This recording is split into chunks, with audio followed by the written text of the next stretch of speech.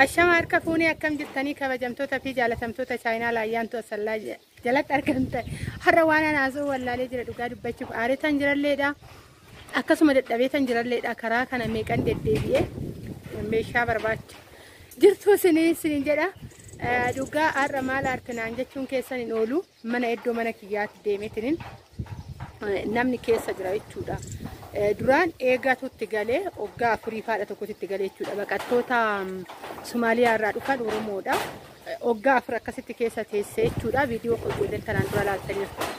Isheen suni mana kana keessa akka isheen itti baate haati ishee duunan ijoolleetu jira. Ijoollee san eeguudhaaf bakka kaambii mootummaan qopheessetti ijoollee bira galtee jechuudha. Ijoollee as fidachuu hin dandeenye. Bakka sanitti gargaarsa jireenyaa ta'eef ishiin asitti waan ta'e boloqqee fa'aa hojjechaa jechuudha. Waggaa mana kana keessa kan turte. Amma immoo ishiin ijoollee saniif achi galtee achi nuti ishiin baanaan mana sirreessinee kiraa kennine jechuudha. Kiraa kennine nama asitti nama eegee waggaa kiraa barbaadanillee itti galchuu nama as goonee turre. Amma kun waxiriin bubbeedhaan kufee dhugaa tokko naasa'uun kaanaa sa'a ani har'a haxirii dafan dhufe manaa fi miti jechuudha. Mana ergatti galee egaa kaajii lammaffaa keessaa nama gaariidha jedhanii waan akkasiin hun jedhanii jechuudha. Akka carraa ta'ee guyyaa gaafa duraa kireeffamu itti bilbilaniif namni nama gaariidha kan asitti galee nama hojjetachuu barbaaduudha haadha manaa qabaa jedhaniitidha jechuudha. Kan mana kana keessa galee nuti hin dhufne yookaan immoo jaarsillee hin dhufne jechuudha. Kan itti gaafatamummaa fudhateetoo jiru kanuma yeroo duraaf iyyuu bootaa kana naabitee jechuudha. Innillee amaneetumatti dhiisee amma har'a guyyaa sammuuna darbetti ka warri Adaamaa jirtan ni beektu.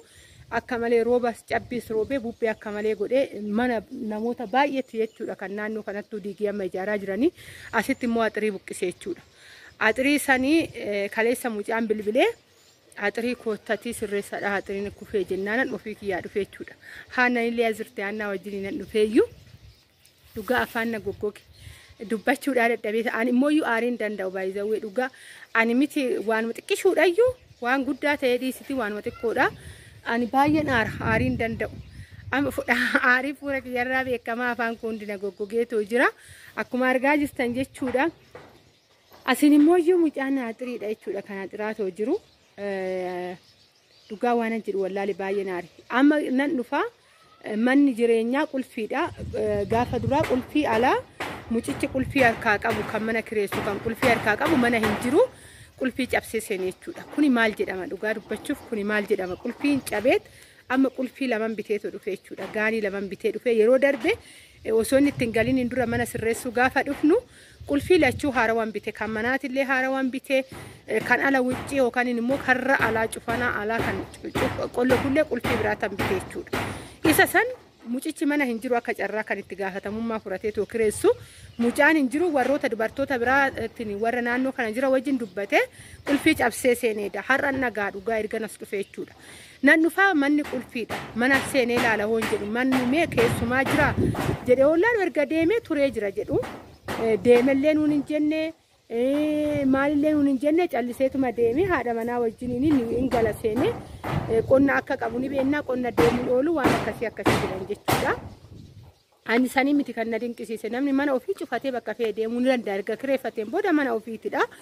Garuu kan na aarse maal akka ta'e beektu karra alaa cabsee qulfiidha iyyuu ittiin takkaan jechuudha. Yookaan qulfiidhaa bitee too iddoon buusne anatuyyuu amma qulfii kan manaatillee irratti dabalee too qollofuudhaaf kan alaatillee qollofee deemuudhaaf qulfii laman bitee jechuudha. Yeroo darbeellee dhugaa dubbachuuf laman bitee ji'uma liyyinatti ji'a tokkoo fi torbee lamaatitti yeroo lama qulfii qayyaraa jira jechuudha. Dhugaa dubbachuuf yeroo tokko nama amanuu fayyaalummaa guddachuun baay'ee nama miidha. Dhugaa dubbachuuf ani baay'een nama amana jecha afaan kootitti illee baay'een kabaja jechuudha. Dhugaa garuu yeroo baay'ee bakka namni yoo waan gaarii yaade kan nama san qunnamu waan gaarii miti ofirrattan argaa jira jechuudha. Dhugaa dubbachuuf baay'ee wantoota baay'ee wannan itti barachaa jiru ni jiru. Nama garramu garuu haga kana mara ga'uun isaa amma ani bilbileetoo gaafannaan bakka amma inni dhugaa seeranan gaafadhaa ati callisituma karra qollofiiti kootu naan jennaan anama qulfii bite mucaan immoo axirii rukutaa jira jechuudha. Axiriin kaa gimbii hin goone qorqoorroodha. Tanaan dura isinitti argisiisatan ture warri viidiyoo tanaan dura laaltan qorqoorroo zuuraa isaa isinitti argisiisatan ture asin immoo gimbiin kan argaa jirtan manaadha malee axirii miti. naannoon ganaa gimbii hin taane jechuudha xirii mana tuyyuu gimbiidha malee isiniin jechuu jaaladha. Har'a baay'ee waanuma aarifan callisee nama baay'ee namanina dhugaa.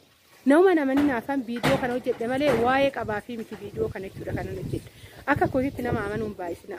Ani bara jireenya kootii baay'isawwee baay'ee nama miidhama. Baay'ee nama amana. Sababbiin isaa jechan ofii kiyya dubbadhetti nan bula waan ta'eef namallee akkasitti tallaala. Ani dhugaa jennaan morma kootiin kenna jechuudha dhugaa. Namallee akkasitti tallaala. Garuu baay'ee miidhama jechuudha.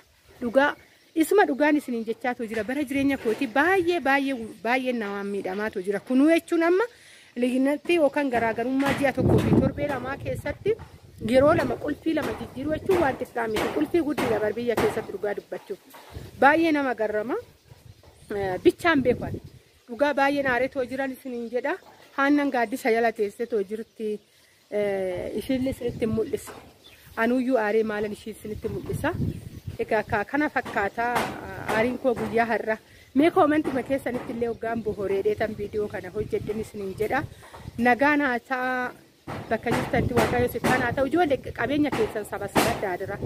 Dhugaa kan akka kan xaaran irra qabeenya itti xaaran dura hoggaa sabasabataniidha jechuudha jireenya. Ani immoo gallaan akkuma beektan egaa isinirraan fagaannee aga ammaa viidiyoon hojjechaara. Karuma hojii kiyyaatittan fiiga baay'inaan jechuun asirratti fokkosiin kun tokkoffaa baay'ee walirraa fagaata. Gaafa achi ka'ee too dhufu achitti wanta baay'een na jalaa bada.